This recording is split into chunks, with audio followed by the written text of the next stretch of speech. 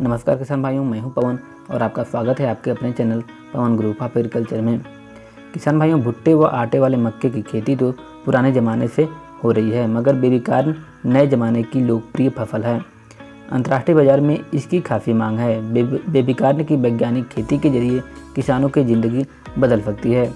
तो किसान भाइयों, हम इस वीडियो में बात करेंगे बेबी कॉर्न की वैज्ञानिक खेती के बारे में।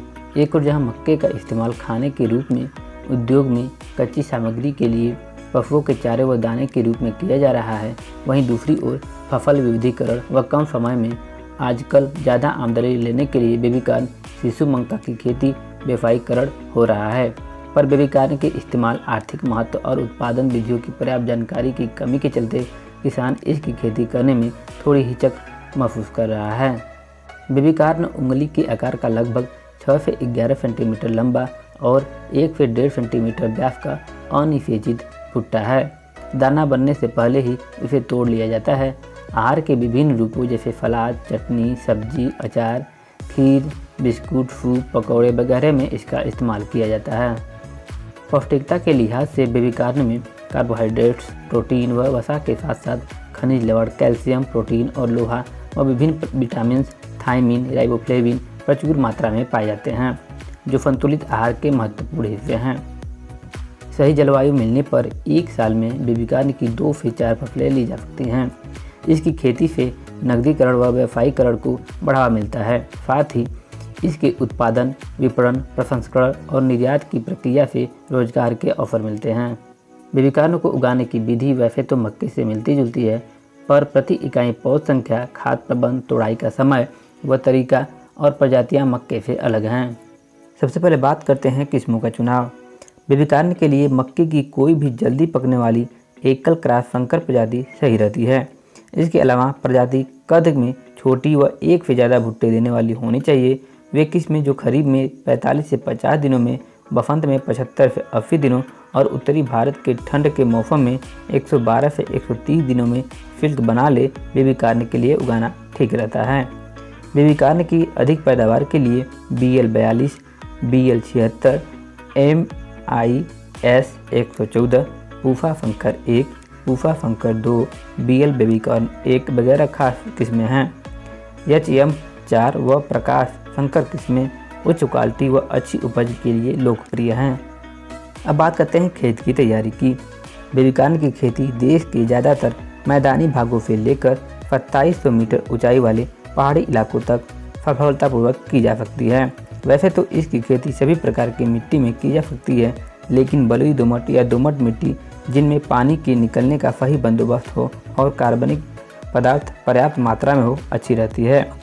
लवड़ी और क्षारीय मिट्टी में बेबी कॉर्न की खेती नहीं करनी चाहिए। मिट्टी जिसका pH मान 6.5 से 7.5 के बीच हो, बेबी कॉर्न के लिए सही मानी जाती है। बेबी कॉर्न की अच्छी पैदावार के लिए फसल को बोने से पहले खेत की 2 से 3 जुताई कर के अच्छी तरह से तैयार कर लेना चाहिए और पाटा लगाकर खेत को समतल कर लेना चाहिए। समतल खेत में सिंचाई करने से पौधे की जड़ों को समान रूप से पर्याप्त मात्रा में नमी मिलती है और ज़्यादा बारिश होने पर खेत से पानी भी ठीक प्रकार से निकल जाता है। खेत की तैयारी के समय खेत में पर्याप्त नमी की मात्रा होनी चाहिए।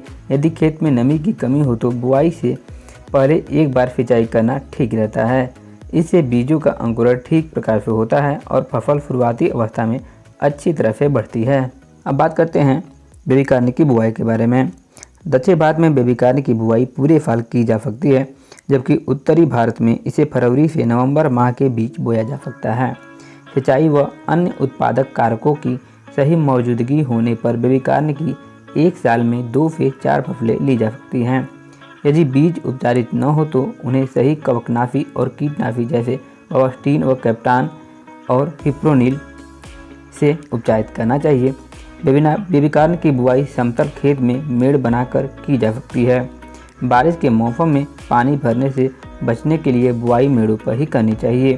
सर्दियों में बुआई नालियों में करने से सिंचाई के लिए पानी नहीं देना होता और पोषक तत्वों का ज़्यादा से ज़्यादा इस्तेमाल किया जा सकता है। यदि समतल भूमि में बुआई की गई है तो बुआई के करीब 3 हफ्ते बाद पौधे पर मिट्टी चढ़ा देनी चाहिए, जिससे तेज हवा व आंधी में पौधे गिर न सके। बेबी कॉर्न की अधिक उपज लेने के लिए प्रति हेक्टेयर पौधे की तादाद 1.1 से 1.25 लाख रखी जा सकती है। बुआई के लिए लाइन व पौधे के बीच क्रमशः 60 सेंटीमीटर व 15 से 20 सेंटीमीटर की दूरी रखनी चाहिए। इस तरह बेबीकॉर्न की बुआई करने के लिए अच्छी किस्म के तकरीबन 25 किलोग्राम बीज प्रति हेक्टेयर की दर से लगते हैं। अब बात करते हैं खाद एवं उर्वरक की। बेबीकॉर्न की अधिक उपज लेने के लिए खेत में गोबर की अच्छी तरह फड़ी गई खाद डालनी चाहिए। गोबर की खाद को लगभग 8 से 10 टन प्रति हेक्टेयर की दर से बुआई से लगभग 12 से 15 दिनों के पहले खेत की तैयारी के समय डाल देना ठीक रहता है। इसके अलावा मिट्टी के जांच के आधार पर 150 से 180 किलोग्राम नाइट्रोजन, 60 किलोग्राम फास्फोरस और 40 किलोग्राम पोटेशियम प्रति हेक्टेयर की दर से डालना चाहिए। मिट्टी में जिंक की पूर्ति के लिए 25 किलोग्राम प्रति हेक्टेयर की दर से जिंक सल्फेट डालना न भूलें। नाइट्रोजन की आधी मात्रा और पोटेशियम, फास्फोरस व जिंक सल्फेट की पूरी मात्राएं बुआई से पहले अंतिम जुताई के समय मिट्टी में मिला दें। नाइट्रोजन की बाकी बची मात्रा को 2 भागों में बांटकर पहली बुआई से 20 से 22 दिन के बाद एक भाग डालें, वही दूसरी भाग नर मंजरी निकलने से पहले खड़ी फसल में डालें। नाइट्रोजन की यह मात्रा देने के बाद इसे मिट्टी में मिला दें और साथ ही साथ पौधे को सहारा देने के लिए मिट्टी भी चढ़ाएं। इस प्रकार पौधे नाइट्रोजन का पूरा व सही इस्तेमाल कर सकते हैं। अब बात करते हैं खरपतवार नियंत्रण की। बेबीकॉर्न की फसल में खरपतवार नियंत्रण का ध्यान शुरू से ही रखें। बारिश के मौसम में खरपतवारों का प्रकोप अधिक रहता है, लिहाजा इस मौसम में खरपतवार नियंत्रण का खास ख्याल रखें। खरपतवारों के निकलने के पहले एट्राजीन का 1.0 से 1.5 किलोग्राम प्रति हेक्टेयर की दर से 500 से 600 लीटर पानी में घोल बनाकर छिड़काव करना चाहिए। यह चौड़े पत्तीदार खरपतवारों और अधिकतर घासों को रोकने का एक प्रभावी तरीका है। दवा का छिड़काव इस तरह से करें कि छिड़कने के बाद खेत में कोई भी, यहाँ तक कि दवा छिड़कने वाला भी न चले, यानी एट्राजीन प्रयोग करने की रात खेत ज्यों का त्यों बना रहे। अब बात करते हैं सिंचाई प्रबंधन की। बेबीकॉर्न की फसल अगर बरसात के मौसम में लगाई गई है तो बारिश न होने की स्थिति में 2 से 3 सिंचाइयों की ज़रूरत पड़ती है। बसंत व शरद ऋतु में लगाई गई बेबीकॉर्न की फसल को मौसम के अनुसार ज़्यादा सिंचाइयों की ज़रूरत पड़ती है। वैसे शुरू की बढ़वाड़ वाली अवस्था, घुटनों की ऊंचाई वाली अवस्था, नर मंजरी आने वाली अवस्था में सिंचाई के प्रति काफ़ी सजग रहना चाहिए। इन अवस्थाओं में खेत में नमी की कमी न होने दें। सर्दियों में विशेष रूप से मध्य दिसंबर से मध्य फरवरी के बीच में फसल को पाले से बचाने के लिए खेत में पर्याप्त नमी रखनी चाहिए।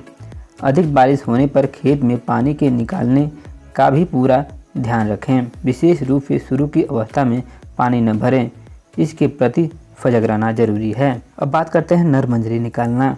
बेबीकॉर्न की गुणवत्ता को बनाए रखने के लिए नर मंजरी निकालना एक बहुत ज़रूरी काम है। पौधे में नर मंजरी दिखते ही तुरंत उसे हाथ से खींचकर निकाल देना चाहिए और उनको पशुओं को खिलाने के काम में लाना चाहिए। नर मंजरी निकालते समय ध्यान रखें कि पौधे की पत्तियों को कोई नुकसान न हो, क्योंकि ये हरी पत्तियां ही पौधे का भोजन बनाने का काम करती हैं। अब बात करते हैं फसल प्रबंधन की। बसंत व सर्दियों में उगाई गई फसलों में 9 के बराबर ही बीमारियां लगती हैं। बारिश के मौसम में लीफ ब्लाइट नामक बीमारी का प्रकोप दिखाई दे तो डाइथेन M45 दवा की 2.5 किलोग्राम मात्रा को 500 लीटर पानी में घोल बनाकर छिड़काव करना चाहिए। किसी भी मौसम में बेबीकॉर्न उगाने पर पाए जाने वाले कीड़ों में तना बेधक, गुलाबी तना बेधक और शोरधम मक्खी खास कीट है। बीज जमने के 10 से 20 दिन के बाद प्रोफेनोफास प्लस साइपरमेथ्रिन का छिड़काव तना बेधक की रोकथाम के लिए जरूरी है। अब बात करते हैं भुट्टो की तोड़ाई की। बेबीकॉर्न के भुट्टो की तोड़ाई में विशेष सावधानी बरतनी चाहिए। भुट्टो की तोड़ाई बाल निकलने, सिल्क इमरजेंस के बाद 1 से 2 दिन के अंदर कर लेनी चाहिए। पौधे के निचले हिस्से में आए भुट्टे तोड़ाई के लिए पहले तैयार होते हैं। इन भुट्टों की तोड़ाई 2 से 3 सेंटीमीटर रेशमी कोपले आने पर करनी चाहिए। खरीफ में तोड़ाई प्रतिदिन और रबी में 1 दिन छोड़कर करें। तोड़ाई सुबह या शाम के वक्त करें। वह भुट्टे तोड़ते समय ऊपर की पत्तियां न हटाएं। पत्तियां हटाने से भुट्टे जल्दी खराब होते हैं।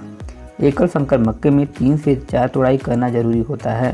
तोड़ाई करते समय पौधे के ऊपर के छत्रक भी अवश्य निकाल दें, इससे नए भुट्टे आने की संभावना बढ़ जाती है। खरीफ के मौसम में तोड़ाई 10 से 12 दिनों में और सर्दियों में 20 दिनों के बीच होनी चाहिए। अब बात करते हैं उपज की। सभी उन्नत विधियां अपनाकर बेबी कॉर्न की उपज 55 से 100 क्विंटल प्रति हेक्टेयर बिन छिले हुए भुट्टे या 11 से 19 क्विंटल प्रति हेक्टेयर छिले भुट्टे प्राप्त की जा सकती है।